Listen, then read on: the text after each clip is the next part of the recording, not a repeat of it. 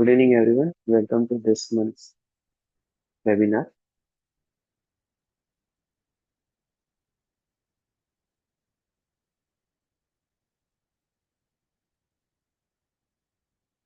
तो विजुअल पहले निफ्टी के व्यू से स्टार्ट करते हैं।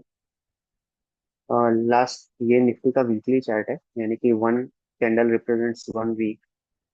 तो लास्ट मंथ हमने देखा कि मंथ की शुरुआत काफी अच्छी हुई थी और 25,448 का सितंबर मंथ में टॉप बना था। सितंबर ये जो टॉप था वो लास्ट ईयर का ऑल टाइम हाई, और इस साल जुलाई में जो टॉप बना था इनको कनेक्ट करते हैं तो उस ट्रेंड लाइन के आसपास बना था, और फिर वहां से सितंबर के लास्ट वीक में सेलिंग प्रेशर देखा गया और end of the month Nifty marginal gain के साथ बंद हुआ। तो हमने जो अक्टूबर में वेबिनार किया था तब बताया था कि ये ट्रेंड लाइन क्रॉस होती है तो फिर निफ्टी 26,277 के ऑल टाइम हाई जो लास्ट ईयर बना था उसकी तरफ आगे बढ़ेगा। तो अक्टूबर इनफैक्ट एक काफी अच्छा मंथ रहा। मंथ की शुरुआत से ही निफ्टी ने पॉजिटिव ट्रेंड दिखाया और ड्यूरिंग द मंथ 26,104 का टॉप बनाया और 25,722 पे क्लोज दिया। पूरे महीने की अगर बात करें तो अक्टूबर मंथ में निफ्टी 4.5% बढ़ा, जो इसका मार्च महीने के बाद का बिगेस्ट मंथली गेन रहा। और अगर क्लोज की बात करें तो मंथली जो क्लोज आया वो लास्ट ईयर के सितंबर के बाद में हाईएस्ट क्लोज रहा। हाँ, तो आगे के लिए अगर लेवल्स की बात करें तो 26,277 जो लास्ट ईयर का टॉप है वो नेक्स्ट अपसाइड टारगेट के तौर पे कंटिन्यू कर रहा है। ये लेवल क्रॉस हो जाता है तो फिर 27,000 नेक्स्ट अपसाइड टारगेट रहेगा। ऑन द लोअर साइड ये जो ट्रेंड लाइन निफ्टी ने क्रॉस की है, तो ऑन द लोअर साइड यही ट्रेंड लाइन नीचे की साइड एक पहले सपोर्ट का काम करेगी। तो ये जो ट्रेंड लाइन है वो करीबन 25,400 25,350 के रीजन में। और ये अगर जो लेवल इनिशियल सपोर्ट का ब्रेक होता है तो फिर 20 और 34 वीक मूविंग एवरेज हैं वो हॉराइजन पे आएंगी। 20 वीक मूविंग एवरेज 25,100 के आसपास है और 34 वीक मूविंग एवरेज 24,700 पे है। तो इमीडिएट सपोर्ट हमको ध्यान में रखना है 25,400 से 25,350, और ये ब्रेक होता है तो फिर 25,100 और 24,700 मेजर सपोर्ट रहेंगे। तो ओवरऑल आउटलुक अभी भी पॉजिटिव है, और कोई भी डिक्लाइन आती है तो इन सपोर्ट्स को ध्यान में रखते हुए जो बाइंग पोजीशन है होल्ड करनी चाहिए, एक्यूमुलेट करना चाहिए। शॉर्ट टर्म के जो लेवल्स हैं डेली बेसिस पे हम अपने मॉर्निंग रिपोर्ट में और वीकली टेक्निकल रिपोर्ट में देते रहते हैं। तो ये एक ब्रॉडर पर्सपेक्टिव हो गया निफ्टी का। अब आ जाते हैं सेक्टोरल इंडाइसेस पे। तो निफ्टी पीएसयू बैंक इंडेक्स हम लगातार डिस्कस कर रहे हैं। ये इंडेक्स हम काफी बुलिश हैं इस इंडेक्स पे। और इनफैक्ट जून के वेबिनार में हमने जब ये इंडेक्स 7100 था तब बाय इनिशिएट किया था।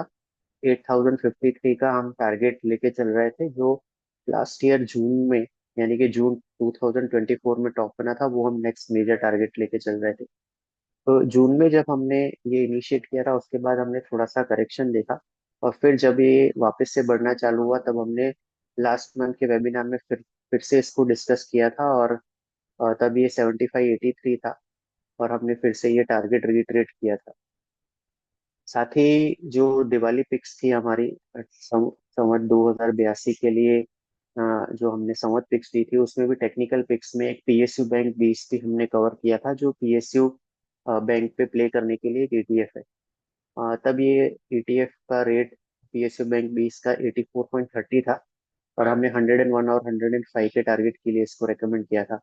तो इनफैक्ट जो अक्टूबर मंथ था वो पीएसयू बैंक इंडेक्स के लिए काफी स्ट्रांग रहा और बहुत बड़ा उछाल आप जैसे कि देख सकते हैं हमने इस इंडेक्स में देखा अक्टूबर मंथ में। और पीएसयू बैंक 20 जो 8430 पे हमने रेकमेंड किया था वो उसने 94 का हाई कल बनाया है। तो इस इंडेक्स पे अभी भी हमारा व्यू पॉजिटिव है, और इसको एक काफी स्टीप अपमूव आ गया है तो फ्रेश बाइंग के लिए थोड़ा एक्यूमुलेट कर सकते हैं, और अपसाइड टारगेट्स हैं उसके लिए इस ईटीएफ को होल्ड कर सकते हैं। इसके अलावा लास्ट वेबिनार में हमने मेटल इंडेक्स की भी बात की थी। और ये इंडेक्स, जैसे कि हमने ये चार्ट शेयर किया था तब ये इंडेक्स यहाँ पे था। क्लियरली एक ब्रेकआउट इसने कंफर्म किया था वीकली चार्ट्स पे। तो हमने इस पे बताया था कि ये करीबन 12,400 तक आगे आने वाले थोड़े महीनों में जा सकता है। तो जो इसने हाई छुआ अक्टूबर में वो 10,837 का था। अब ये करीबन 10,500 के आसपास प्लेस है। तो हम अपना एक overall positive view Nifty metal index पे रिट्रेट करते हैं। 9,300 का स्टॉप लॉस लगा के इसमें पॉजिटिव व्यू होल्ड कर सकते हैं। इसको प्ले करने के लिए दो हमने ईटीएफ भी सुझाए थे। एक ईटीएफ का नाम है मेटल आई ईटीएफ और दूसरी ईटीएफ का नाम है मेटल। तो ये जो ईटीएफ है इसके थ्रू मेटल इंडेक्स पे पॉजिटिव व्यू प्ले किया जा सकता है।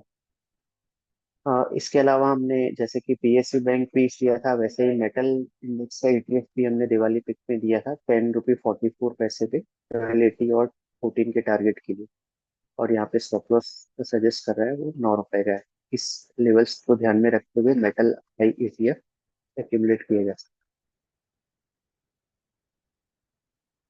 है। एक नया इंडेक्स जो हम इस बार स्पॉट कर रहे हैं वो है ऑयल एंड गैस इंडेक्स, करीबन 12,020 के आसपास चल रहा है। इनफैक्ट जुलाई वेबिनार में भी हमने इसी लेवल के आसपास इसमें ब्रेकआउट नोटिस किए थे और तब हमने इस पे बाय इनिशिएट किया था। पर उसके बाद एक करेक्शन का फेज हमने देखा जिसमें 34 वीक मूविंग एवरेज का सपोर्ट लेके ये इंडेक्स वापस से बढ़ा है और इसने फ्रेश ब्रेकआउट कंफर्म किया है। तो ये इंडेक्स भी हमको लगता है कि आउट परफॉर्मेंस दिखा सकता है। और यहाँ पे 13,607 जो लास्ट ईयर का ऑल टाइम हाई है, वो एक मेजर टारगेट हम देख रहे हैं आने वाले थोड़े महीनों में। और करीबन 10,800 जो ये बॉटम है इसी के आसपास इसका एक स्ट्रॉन्ग सपोर्ट है। तो इन लेवल्स को ध्यान में रखते हुए यहाँ पे भी बाइंग की जा सकती है, एक्यूमुलेट किया जा सकता है। यहाँ पे ऑयल आई ईटीएफ नाम का एक प्रूडेंशियल आईसीआईसीआई का ईटीएफ है, करीबन 12.5 रुपए के आसपास ये ट्रेड कर रहा है, 12-15 के आसपास। तो इस ईटीएफ के through oil and gas index पे भी पॉजिटिव व्यू लिया जा सकता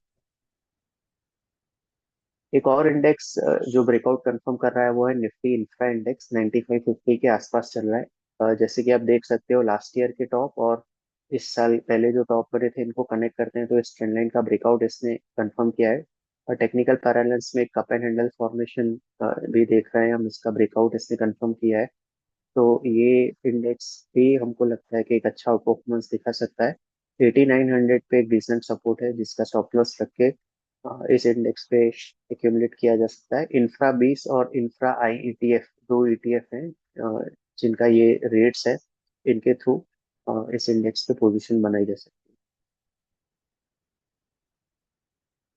अब आ जाता है हमारी ऑफरिंग्स पे। टू ग्रो हमारी टेक्नो फंडा रिकमेंडेशन है, जिसमें हम टेक्निकल एनालिसिस और फंडामेंटल एनालिसिस दोनों को कंबाइन करके निफ्टी 500 में से स्टॉक्स रेकमेंड करते हैं जिनका टाइम फ्रेम करीबन 3 से 4 क्वार्टर का होता है। इस ऑफरिंग में हमने अक्टूबर मंथ में दो रिकमेंडेशन इनिशिएट की है, बैंक ऑफ महाराष्ट्र और श्रीराम फाइनेंस। तो इनके रिपोर्ट्स और लेवल्स आप टेलीग्राम चैनल से देख सकते हैं। प्रो अल्फा हमारी जो ऑफरिंग है वो प्योरली टेक्निकल कॉल्स है जो चार्ट्स के बेस पे हम देते हैं, जिसका 1 से 2 महीने का टाइम होराइजन होता है और निफ्टी 500 का इसमें यूनिवर्स रहता है। तो इनमें भी जो हमने नई रिकमेंडेशंस दी या पुरानी कॉल्स का क्या हुआ वो आप टेलीग्राम चैनल से देख सकते हैं। तो जो भी हमने स्टॉक्स डिस्कस किए उसमें हमारा हमारे क्लाइंट्स का और रिलेटिव्स का होल्डिंग हो सकता है। पास्ट परफॉर्मेंस फ्यूचर रिजल्ट का इंडिकेशन नहीं है और सिक्योरिटीज मार्केट में इन्वेस्टमेंट बाजार जोखिम के अधीन है। और डिटेल डिस्क्लेमर के लिए आप ये लिंक रेफर कर सकते हैं। तो with this I will hand over the presentation to Virendra for derivative.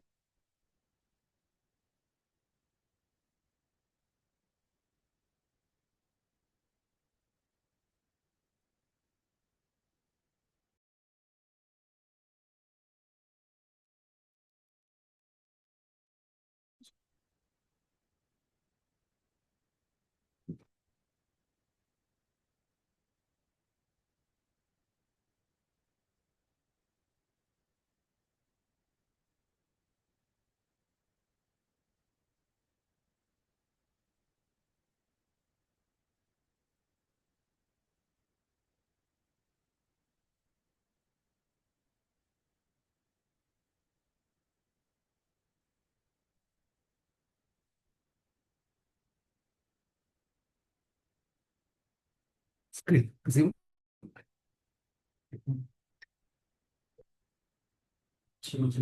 Change की।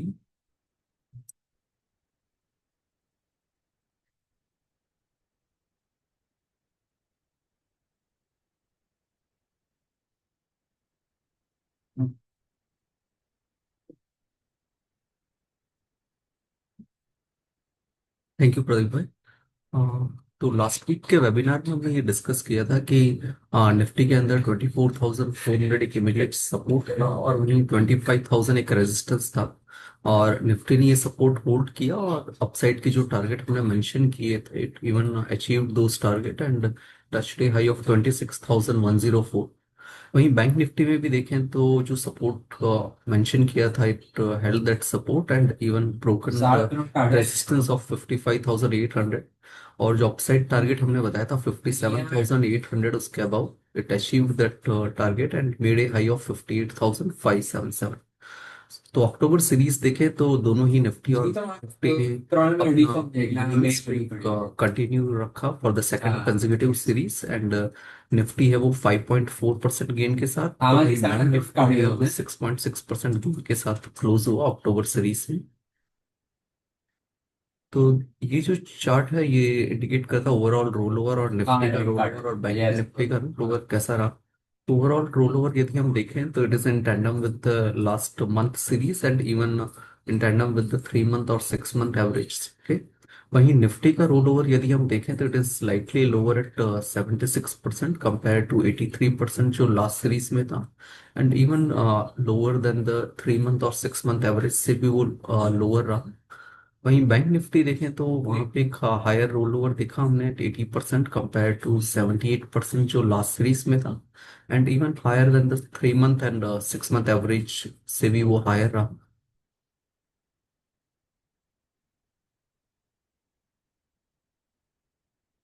ओवरऑल निफ्टी फ्यूचर्स ओआई देखें नंबर ऑफ शेयर्स देखें तो नवंबर सीरीज में almost it is lower by 16% and November series की शुरुआत है वो निफ्टी फ्यूचर्स ओआई है वो 1.52 करोड़ के ओआई के साथ शुरू हुए। नो डाउट इन लास्ट 3 से एक ऑलमोस्ट एक वीक हो गया है ना almost right now the OI has been at October 1.81 crore का ओआई है।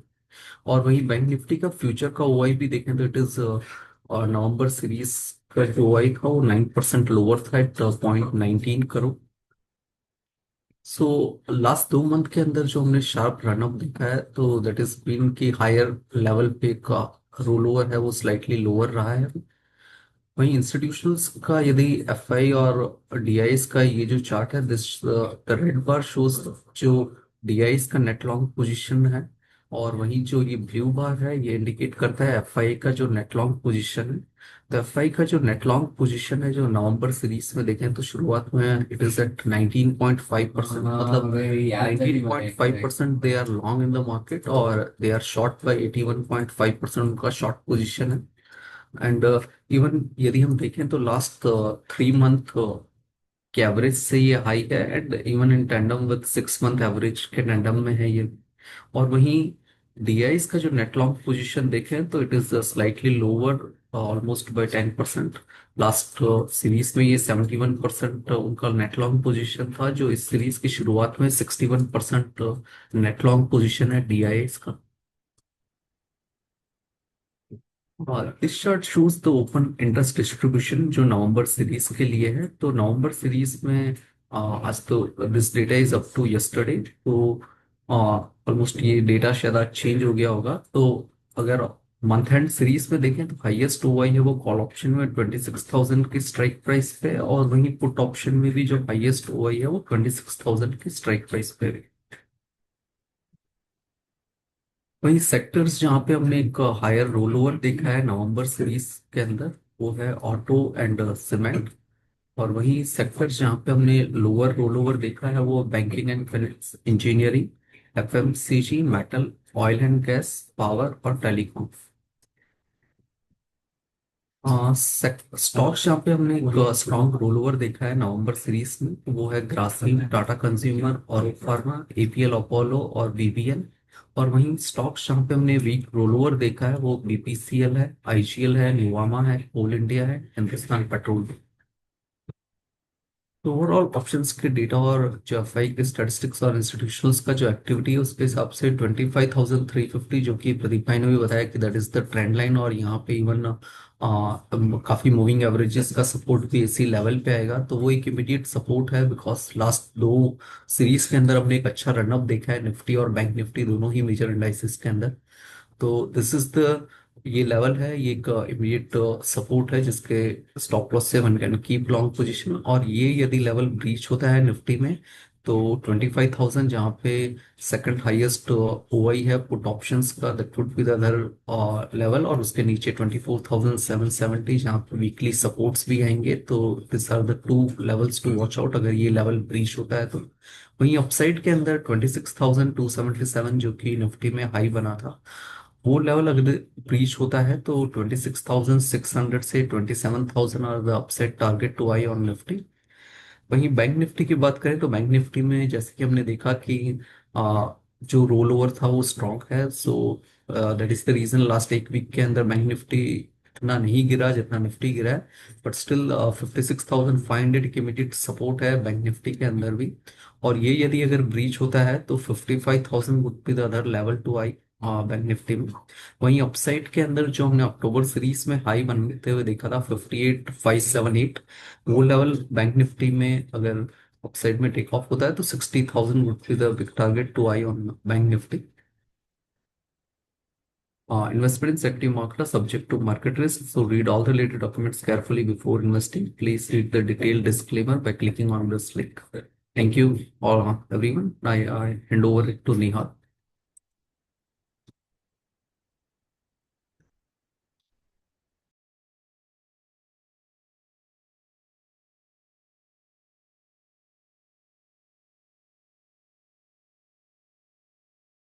Thank you, Neetu sir and Pradeep sir.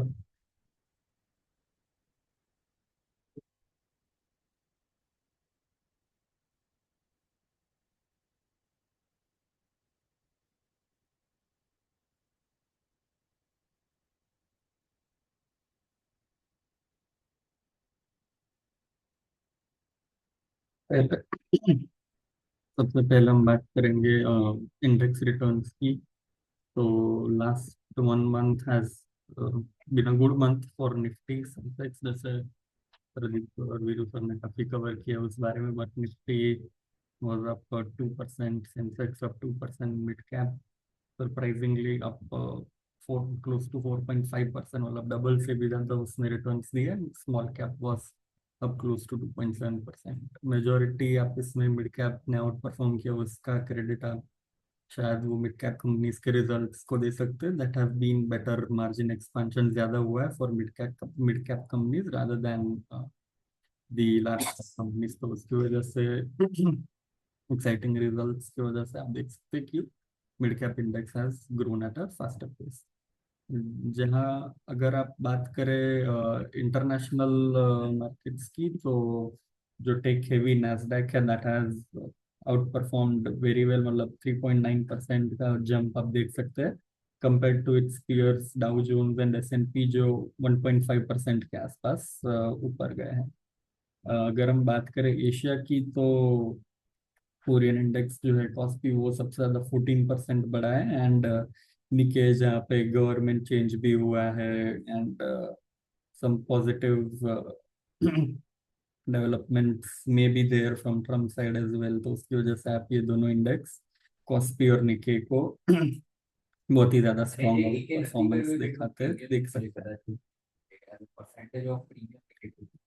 अभी हम बात करते हैं हमारा जो लेटेस्ट एडिशन था in our basket of true idea, Apeejay Surendra Park Hotels ज्यादा इजी है आपको याद रखने में, पार्क होटल्स।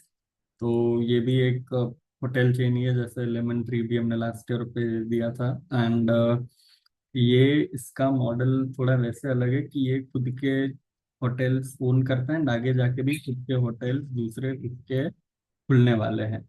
ज्यादातर ओन्ड पोर्टफोलियो ही है उसका 46%। 12% लीज पे है एंड 42% आर मैनेज्ड फीस। तो उसमें आप देख सकते हैं कि लेमन ट्री में अगर आपको याद हो तो ऑक्यूपेंसी रेट उनका 70-75% के आसपास रहता था। इनका ऑक्यूपेंसी रेट बहुत ज़्यादा अच्छा है एंड 90% प्लस ही होवर करता रहता है। लास्ट फाइनेंशियल ईयर में वो 93% था। That is highest in India for any hotel chain. And उनका अगर आप ARR भी देखो, एवरेज रूम रेट, तो वो भी 7,600 जितना था। That is good number for any hotel to have. तो इतने अच्छे रेट पे भी अगर उनको 93% ऑक्यूपेंसी मिल रही है तो that is a very big positive. And ये लोग जैसे आप देख आप काफी लोगों ने, अगर आप देखा हो पार्क होटल्स दिल्ली साइड या उस साइड तो काफी ज्यादा होता है, तो उधर आपने देखा हो तो बहुत ही स्ट्रेटेजिकली लोकेटेड है उनके होटल्स, जहाँ पे आप वीकडे पे माइस वाला मतलब मीटिंग्स पे आने वाले, कभी कॉन्फ्रेंसेस में आने वाले क्राउड भी स्टे करते हैं। एंड वीकेंड्स पे लीजर स्टे वाले लोग भी आके उधर स्टे करते हैं। उनके खुद के पार्टीज भी होते हैं, they have their own pub, they have their own bar, और उधर उनका काफी अच्छे इवेंट्स होते रहते हैं। तो उसकी वजह से भी अगर आप देखो तो उनके इतने अच्छे रेस्टोरेंट्स है, उनके इतने अच्छे बार्स है, तो उसकी वजह से उनका जो F&B सेगमेंट है वो भी 30% ऑफ टॉप लाइन कंट्रीब्यूट करता है, जो लेमन ट्री में काफी कम है। तो F&B का उनका भी बिजनेस काफी ज्यादा स्ट्रॉन्ग है। That business though has a lower margin compare to the room stage. उसकी वजह से अगर आप देखो तो लेमन ट्री से इसके मार्जिन आपको कम दिखेंगे, बट इट्स बिकॉज कि उनका F&B से काफी ज्यादा 30% जितना कंट्रीब्यूशन आता है। एंड ये इंडिया में मतलब काफी ज्यादा हाई नंबर है, 30% F&B से आना। एंड वो लोग काफी ज्यादा, उनके हॉल्स है उधर भी, इवेंट्स वो लोग करते रहते हैं, जैसे कि कोई कॉर्पोरेट फंक्शन हो गया वो कर लिया, या तो फिर कोई बड़ा कॉन्फ्रेंस हो गया जिसमें 10-15 कंपनीज आई है, एंड वो सारी चीजें भी वो लोग करते रहते हैं। So the main room revenue is not as as it is for other hotel chain.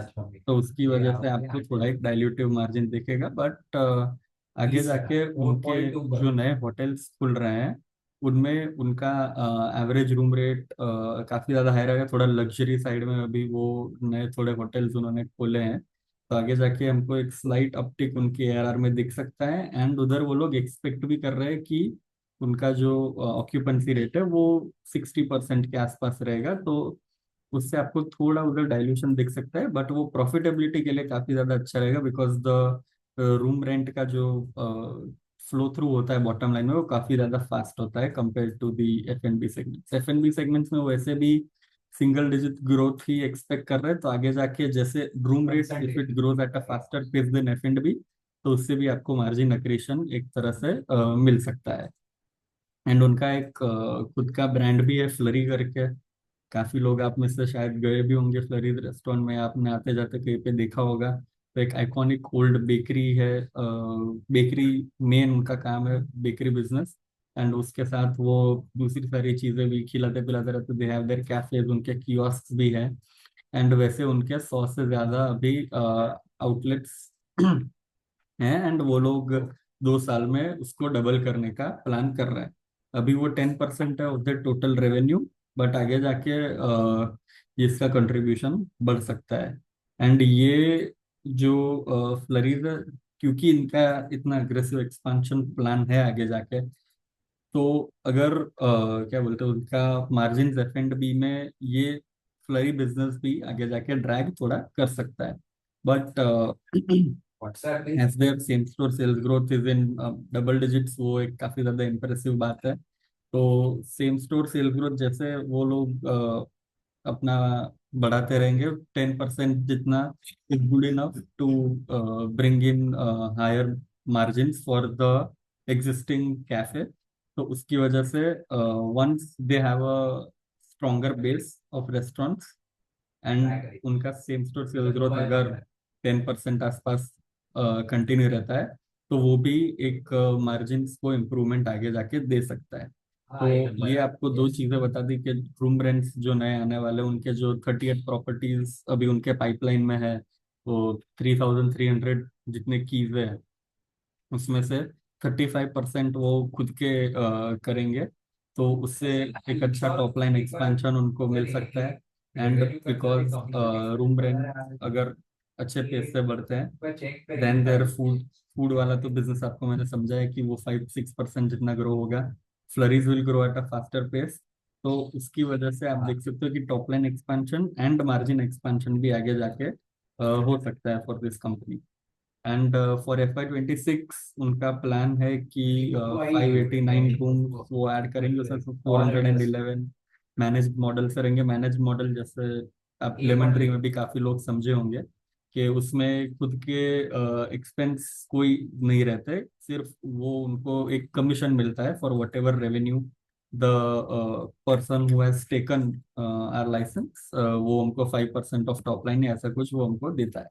तो that goes straight through to the bottom line, और उसकी वजह से भी आगे जाके उनको एक थोड़ा बम्प अप मिल सकता है। बट यस, उनका मैनेज्ड मॉडल में से रेवेन्यू लेमेंट्री जितना बड़ा नहीं रहता है, क्योंकि उनका F&B का बिजनेस 30% है और वहाँ पे वो ज्यादा कुछ है नहीं। तो उसकी वजह से आप समझ सकते हैं कि उसको अगर हम एक्सक्लूड करें फ्लरीज और F&B को, तो that will be close to the contribution of that of Lemon Tree, but not exactly. तो ये सारे जो ट्रिगर्स हैं, and it is it is at very comfortable valuation. कितना वीवी एबिटा पे अभी वो 15 टाइम के आसपास, 15 या 18 टाइम के आसपास ट्रेल कर रहा है। एंड आगे जाके we give a 15 times EV EBITDA multiple for the core hotel business, and 10%, sorry 10x to Flurys. तो उसके हिसाब से हमारा 181 का टारगेट प्राइस आगे जाके बैठ रहा है।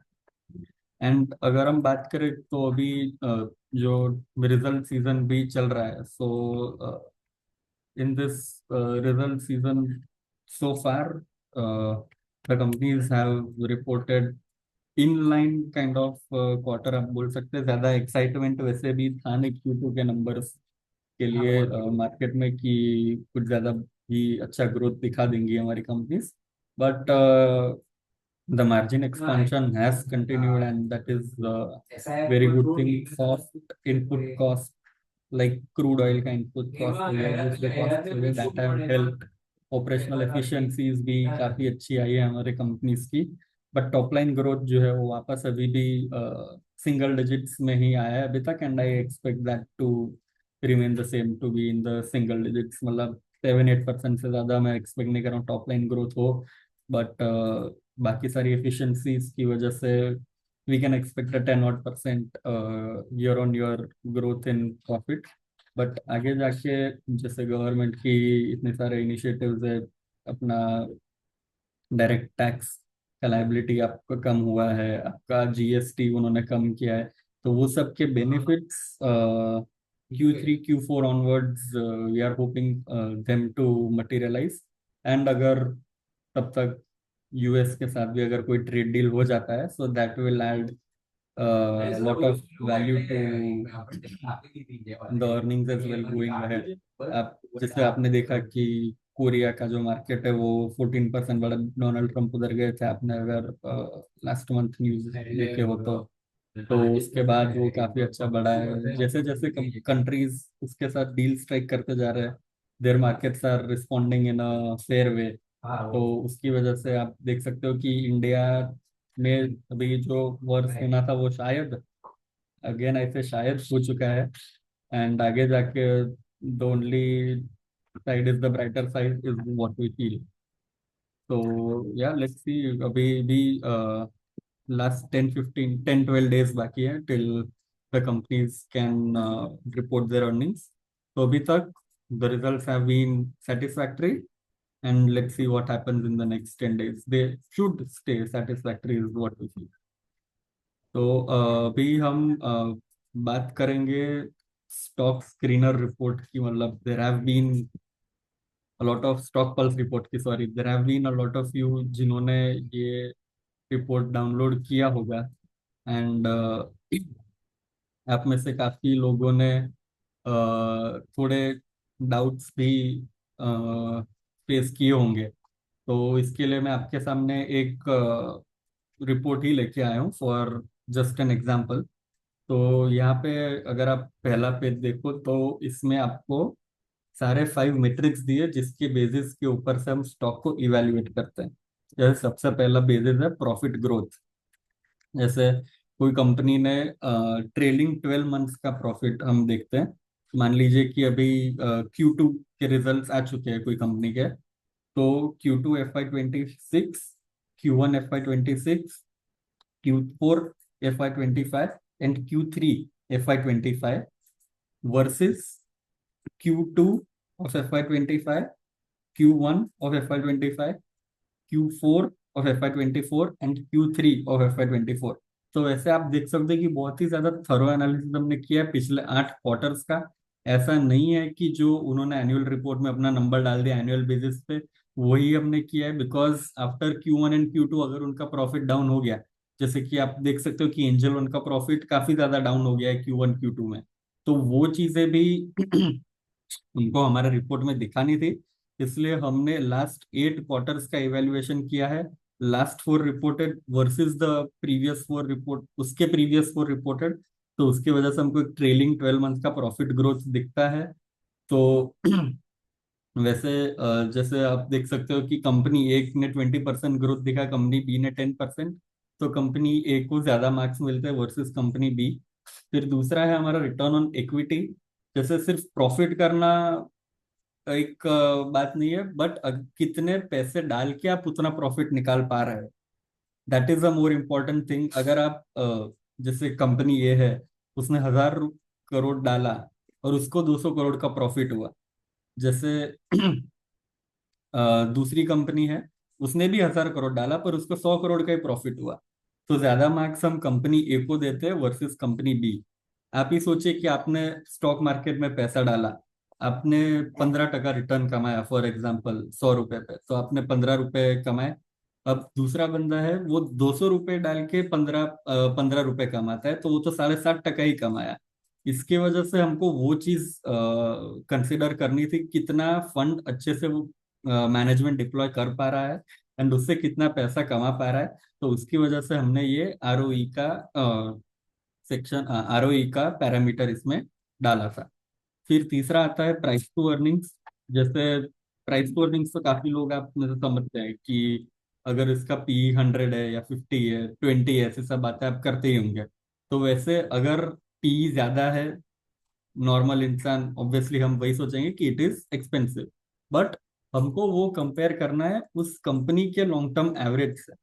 कि मान लीजिए कोई एक इंडस्ट्री है वो अच्छे से ग्रो हो रही है, तो उसको हमेशा ज्यादा मल्टीपल मिलेगा versus industry that is growing at a slower pace. आप एक बात समझ लीजिए कि आपको कोई भी डिक्सन जैसी कंपनी कभी भी रिलायंस के पी पे नहीं मिलेगी। डिक्सन हमेशा एक प्रीमियम चार्ज करेगा क्योंकि वो अच्छे आगे जाके अच्छे से ग्रो हो रही है and Reliance is growing at a slower pace. तो उसकी वजह से हम एप्पल्स टू एप्पल्स कंपैरिजन करना चाहते हैं। So we have compared their P to the long term averages. And अगर उसके लॉन्ग टर्म एवरेज के नीचे वो स्टॉक मिल रहा है या लॉन्ग टर्म एवरेज के आसपास वो स्टॉक मिल रहा है, तो we give them a higher marks compare to a company that is flying really high. मतलब मान लीजिए उसका 5 ईयर एवरेज 20 है और वो अभी 40 टाइम्स 45 टाइम्स पे ट्रेड कर रहा है, तो हम उसको कम मार्क्स देते हैं। तो उसकी वजह से हमने प्राइस टू अर्निंग्स का भी एक 5 ईयर एवरेज लिया है और उसके हिसाब से हम उसको कंपेयर कर रहे हैं, हम उसको मार्क्स दे रहे हैं। फिर आता है आउट परफॉर्मेंस। जैसे ये 3 हो गए आपके फंडामेंटल पैरामीटर्स, पर हमें टेक्निकल पैरामीटर्स भी इसमें थोड़े इंक्लूड करने थे। टेक्निकल पैरामीटर्स मतलब उतने थरो नहीं जैसे प्रदीप सर बात करते हैं 200 डीए में, 20 डीए में, 34 डीए में, वैसा नहीं। बट एक सिंपल आप समझिए कि अगर आपके स्टॉक ने निफ्टी 500 को लास्ट 1 ईयर में ज्यादातर टाइम्स आउट परफॉर्म किया है, तो आपका स्टॉक एक अच्छा मोमेंटम दिखा रहा है। वैसा आपको एक अंडरस्टैंडिंग होना चाहिए। तो वही हमने इधर लिया है। 1 ईयर में जो भी rolling returns, daily rolling returns है लास्ट 1 ईयर के, जैसे मान लीजिए लास्ट ईयर में 250 ट्रेडिंग डेज थे फॉर एग्जाम्पल। तो 250 ट्रेडिंग डेज में अगर आपके स्टॉक ने 125 के ऊपर निफ्टी 500 को आउट परफॉर्म किया है 125 टाइम्स से ज्यादा, तो आपको उधर एक पॉजिटिव मार्क्स मिल रहे हैं। और अगर आपके स्टॉक ने 125 डेज से कम निफ्टी 500 के डेली रोलिंग रिटर्न्स को आउट परफॉर्म किया है 50% टाइम्स से नीचे, मतलब 125 से कम टाइम्स, तो हमने उसको नेगेटिव मार्क्स दिए। तो ये एक मोमेंटम जो है हमने इसलिए लिया बिकॉज आप सबने सुना होगा कि मार्केट नोज द बेस्ट। तो अगर कोई स्टॉक चीप है वैल्यूएशन में फॉर एग्जांपल, पर उसके फंडामेंटल्स ही बिगड़ गए, जैसे कि ड्रीम ड्रीम फोक्स आप देख लो। ड्रीम फोक्स का पी इतना ज्यादा डाउन है। पर क्यों इतना डाउन है? क्योंकि उसके जो भी इंफ्रास्ट्रक्चर है एयरपोर्ट का, अपना लाउंज सर्विसेज का, वो उसके पास से अब चला गया है। तो उसकी वजह से वो स्टॉक नीचे आया है। आपके फंडामेंटल पैरामीटर्स पे शायद वो फुल मार्क्स लेके आ जाएगा, बट ये जो आउट परफॉर्मेंस का इंडेक्स है वो उसको नेगेटिव मार्क्स देगा। तो वैसे आप एक ट्रैप से बच सकते हैं कि low valuation and that company is gonna have low growth going. अगर कोई कंपनी लो ग्रोथ करने वाली आगे जाके मार्केट को पता चल गया तो वो तुरंत उसको पनिश कर देता है एंड वो स्टॉक डाउन चला जाता है। तो वैसा ही थिंग कैप्चर करने के लिए हमने ये एक इंडेक्स भी रखा है, सॉरी ये एक पैरामीटर भी रखा है हमारे इस रिपोर्ट में। And the last last parameter is stock volatility. उसमें भी अगर आप देखो तो डेली रोलिंग 1 ईयर रिटर्न का पार्ट तो है ही, जो आगे हमने आउट परफॉर्मेंस में देखा। पर वो उसका स्टैंडर्ड डेविएशन हम लेते हैं। मान लीजिए कि उसका एवरेज आया 5%, और उसके जो डेली रिटर्न्स होते हैं उसको हम कंपेयर करते हैं 5% से, और उसमें अगर ज्यादा हमको डेविएशन दिखता है तो वो स्टॉक एक ज्यादा वॉलेटाइल स्टॉक है कंपेयर टू निफ्टी 500। एंड आप भी मानोगे कि for long term investing volatility लोग ज्यादा पसंद नहीं करते। You would rather like a linear graph that is going up than a very high spike वाला चार्ट। भले ही वो रिटर्न आ जाते, but you want a safety kind of a thing कि जहाँ पे आपको एक इन्वेस्टमेंट करने से रात की नींद आपकी ना बिगड़े, सिंपल टर्म्स। तो वैसे ही अगर वो निफ्टी 500 से कम वॉलेटाइल है, उनका स्टैंडर्ड डेविएशन कम है निफ्टी 500 से, तो हम उसको पॉजिटिव मार्क्स देते हैं। एंड अगर वो ज्यादा वॉलेटाइल है तो हम उसको नेगेटिव मार्क्स देते हैं। तो ये हो गया, मैंने आपको ट्राई किया समझाना। I understand it is a complex structure, and यहाँ पे आपको एक बार नहीं, दो बार नहीं, दो तीन बार आप ये समझोगे तो आपको समझ आएगा। हमने भी काफी बार उसको समझा है। तो आपको कोई भी इसमें डाउट हो तो आप फॉर श्योर हमको कांटेक्ट कर सकते हैं। एंड ये 3 फंडामेंटल और 2 थोड़े टेक्निकल पैरामीटर्स के हिसाब से हमने स्कोरिंग दिया है। सबके वेटेज इक्वल है, सबको पॉजिटिव में +2 मैक्सिमम मार्क्स मिलते हैं एंड सबको नेगेटिव में -1 मिनिमम मार्क्स मिलते हैं। तो आप समझिए कि +10 से -5 के बीच में हमारा स्कोरिंग ये रहता है। यहाँ पे हमने आपको एक पोर्टफोलियो एग्जांपल भी दिया है, एक छोटा सा पोर्टफोलियो, बट बहुत ही ज्यादा स्टॉक्स है इसमें, ताकि आप समझ पाए। इसमें जो सबसे ज्यादा मार्क्स मिलते हैं उनको बाय रेटिंग मिलता है। यहाँ पे बाय रेटिंग, ये आईसीआईसीआई बैंक को बाय रेटिंग मिला है। यहाँ पे आप देख सकते हैं कि उनका जो पैट ग्रोथ है वो 20.1% है, सॉरी 20.9% है। उनका जो आरओई है वो भी इम्प्रेसिव एट 18.55%। पीई उनका 18.7 टाइम्स है। आउट परफॉर्मेंस, जैसे कि अब मैंने आपको पहले दिखाया था, आउट परफॉर्मेंस 97.9 टाइम्स है। मतलब 250 डेज में से 97% डेज उसके daily rolling 1 year return Nifty 500 से ज्यादा रहे हैं। आप समझ सकते हैं। अभी आपको थोड़ा आप देख पाओगे, जैसे उसका आप चार्ट देखोगे और निफ्टी का चार्ट, निफ्टी 500 का चार्ट देखोगे, तो आउट परफॉर्मेंस आप उधर देख पाओगे। फिर आईसीआईसीआई बैंक का जो वॉलेटिलिटी है वो उसका 8.2 आ रहा है वर्सेस निफ्टी का 11.7। तो it is lower than that of Nifty, मतलब स्टॉक कम वॉलेटाइल है, उसकी वजह से उसमें उसको पॉजिटिव मार्क्स मिलेंगे। और ये सारी चीजों के मार्क्स को ऐड करके उसका एक बाय रेटिंग आ रहा है। 10 में से उसको अच्छे मार्क्स मिल रहे हैं, उसको बाय रेटिंग आ रहा है। फिर अब भाई हम देखते हैं बाय के बाद आता है होल्ड रेटिंग। होल्ड रेटिंग वाला स्टॉक अगर आप देखो तो इधर HPCL जो है, हिंदुस्तान पेट्रोलियम, सबसे पहला वो होल्ड रेटिंग में आ रहा है। का PAT growth has been impressive 29%। ROE उसका 22% है, that is also impressive. PE ratio उसका 9.22 है, वो उसके लॉन्ग टर्म के आसपास या उसके थोड़ा ऊपर होगा, तो उधर उसके थोड़े मार्क्स शायद कम आएंगे। पर इसका अभी हम लास्ट टू आप देखो तो मान लीजिए इधर उनको बहुत अच्छे मार्क्स मिल गए, पर आगे जाके आप देखो तो आउट परफॉर्मेंस सिर्फ 30% टाइम्स कर रहा है, तो उसमें उसको नेगेटिव मार्क्स मिलेंगे।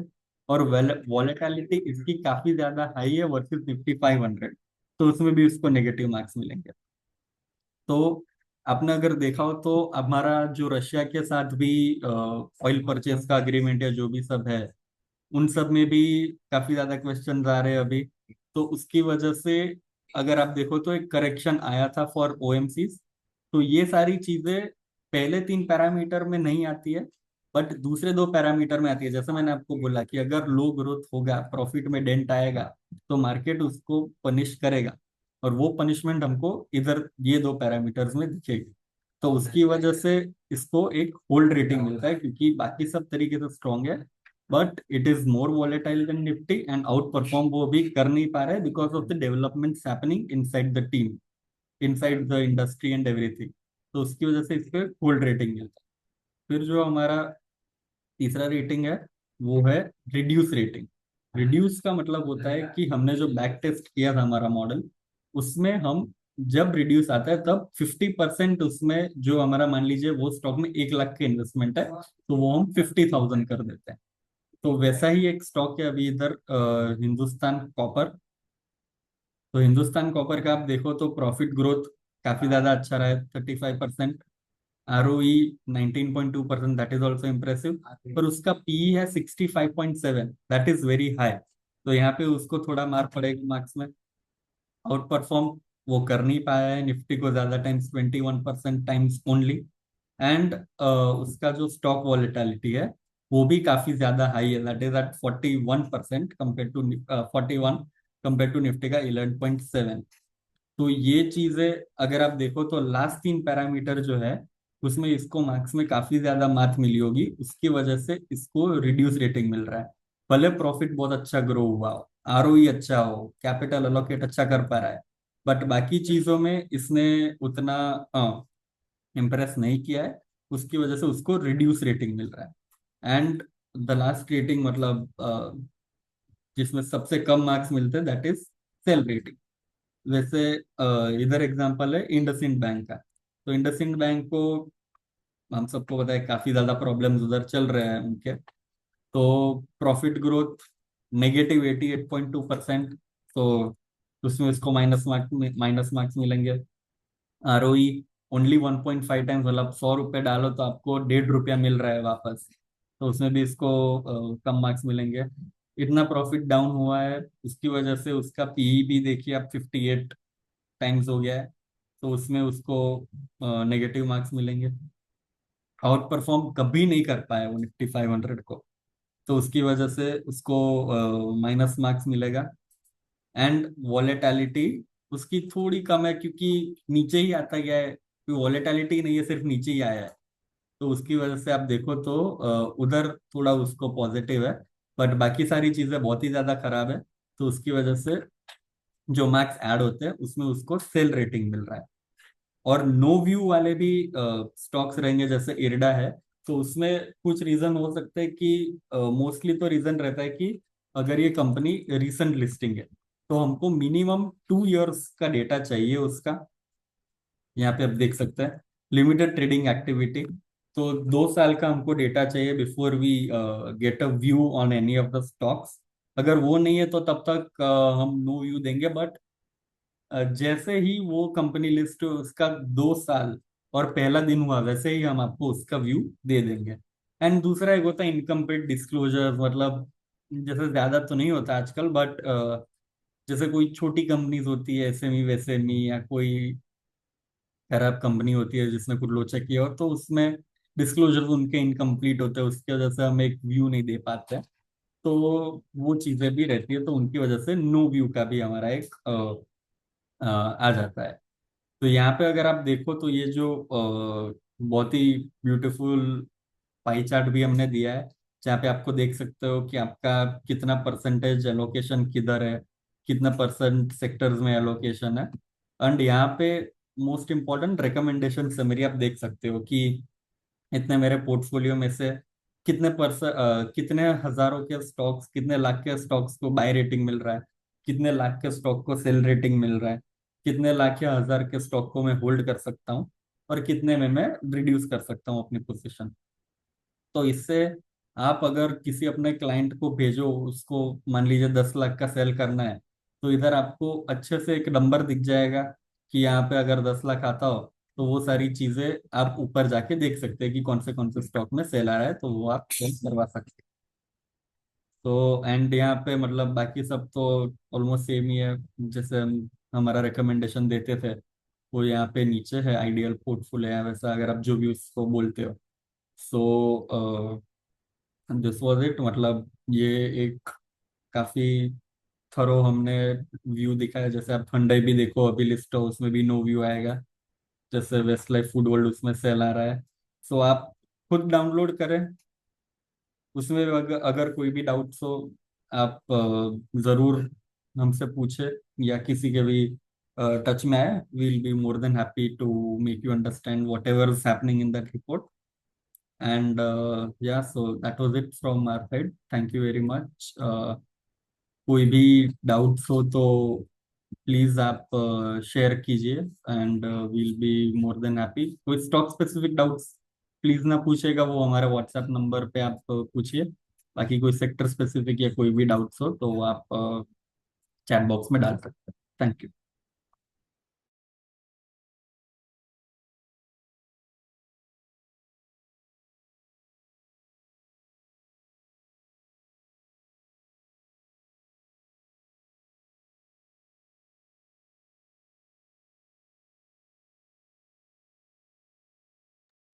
तो the dip in performance of ASPHL।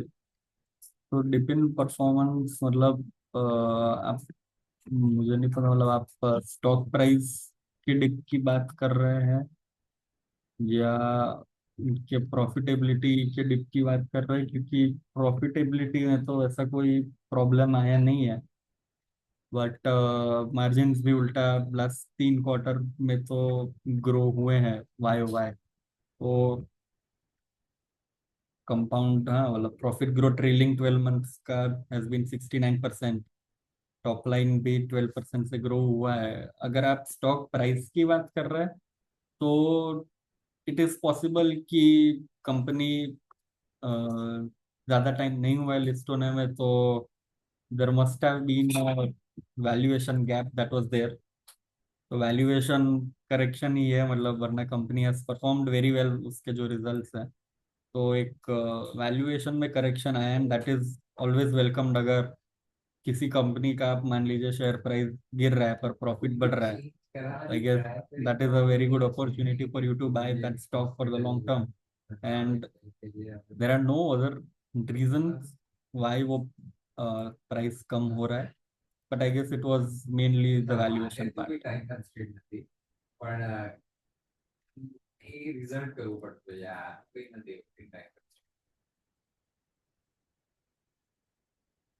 Stock pulse report हमें शेयर करने की जरूरत नहीं है, आप अपना फंड बाजार ब्रोकिंग ऐप खोलिए, उसमें से खुद का स्टॉक पल्स रिपोर्ट जो है आप डाउनलोड करके आप देख सकते हैं।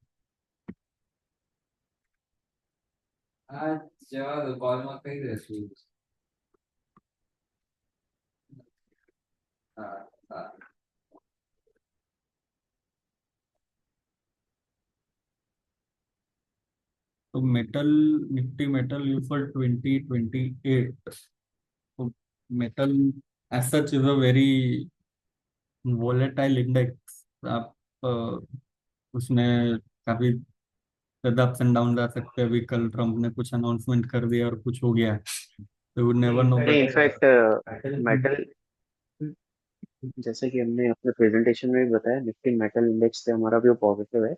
और इनफैक्ट दिवाली पिक में भी हमने टेक्निकल पिक्स में जो 4 पिक्स थी उसमें मेटल का ईटीएफ दिया है, और उसका हमने अपने प्रेजेंटेशन में डिस्कशन भी किया। तो ये प्रेजेंटेशन हम अपने यूट्यूब चैनल पे अपलोड करेंगे, तो आप फिर से इसको रिविजिट कर सकते हैं। जहाँ तक निफ्टी बैंक का नेक्स्ट संवत का किसी ने व्यू पूछा है, तो पीएसयू बैंक इंडेक्स पे हमने अपना व्यू शेयर किया।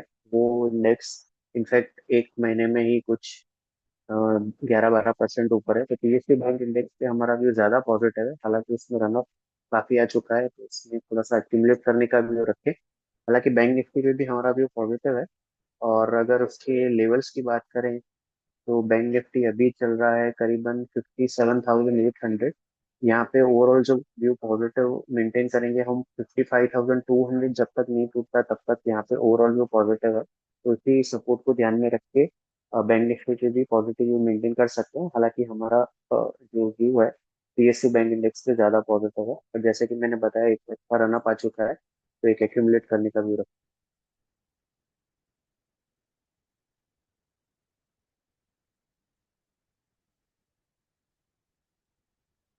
निफ्टी कंजम्पशन इंडेक्स का भी किसी ने भी पूछा है। तो जब जीएसटी कट की बात आई थी पहले अगस्त में, 15 अगस्त को अनाउंसमेंट आया था, तो अगस्त मंथ के सेकेंड हाफ में ऑटोमोबाइल और कंजम्पशन इंडेक्स में अच्छा रनअप देखा गया था।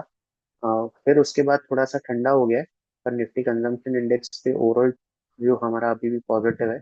अभी निफ्टी कंजम्पशन इंडेक्स करीबन 12,400 के आसपास चल रहा है। 11,500 के स्टॉप लॉस पे इस पे ओवरऑल पॉजिटिव व्यू होल्ड करेंगे, और इसके ETF भी अवेलेबल है, इसके थ्रू पोजीशन ली जा सकती है।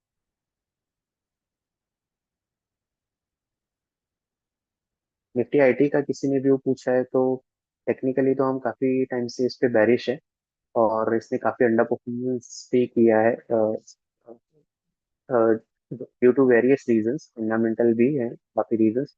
टेक्निकली हमारा व्यू काफी नेगेटिव रहा है इस पे काफी टाइम से। लेवल्स की आगे चल के बात करें, तो जब तक Nifty IT index on the higher side 37,200 के ऊपर नहीं सस्टेन करता, 37,200 बाय द वे इसका 200 डे मूविंग एवरेज है, तब तक इसमें सेल ऑन रिलीज का व्यू रहेगा।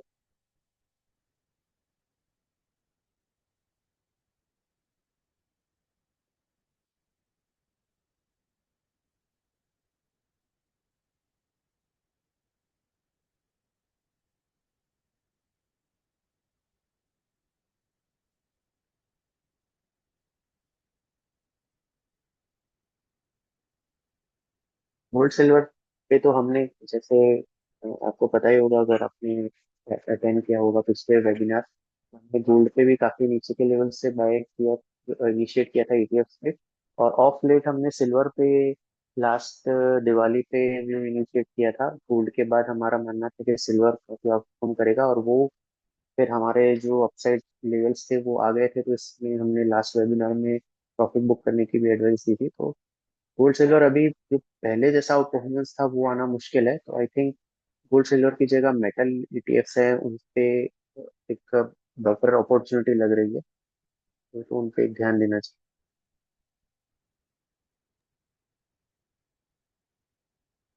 Health care and hospitality. तो हॉस्पिटैलिटी में तो हम देख सकते हैं हमारा latest recommendation is in hospitality. Lemon tree भी हमारा हॉस्पिटैलिटी में ही आता है। तो we have a positive view on that. Health care की अगर आप बात करो तो भी फ्रेश बाइंग के लिए थोड़ा एडवाइजेबल नहीं, because it has run up lot. Apollo के अलावा अगर आप देखो एस्टर डीएम देखो या मैक्स देखो, काफी ज्यादा ग्लोबल हेल्थ देखो, मेदांता देखो, मतलब काफी ज्यादा रनअप आ चुका है। How much upside is left in their is a question, वरना करेक्शंस पे अक्यूमुलेशन कर सकते हो आप इन हॉस्पिटल चेन्स में। एक जो व्हाट्सएप नंबर यहाँ पे आप स्टॉक स्पेसिफिक क्वेरीज पूछ सकते हैं, वो हमने चैट बॉक्स में डाल दिया है, यू कैन यूज इट। ठीक है, तो I think there are no more questions, so we'll end the webinar here. See you all next month. Thank you.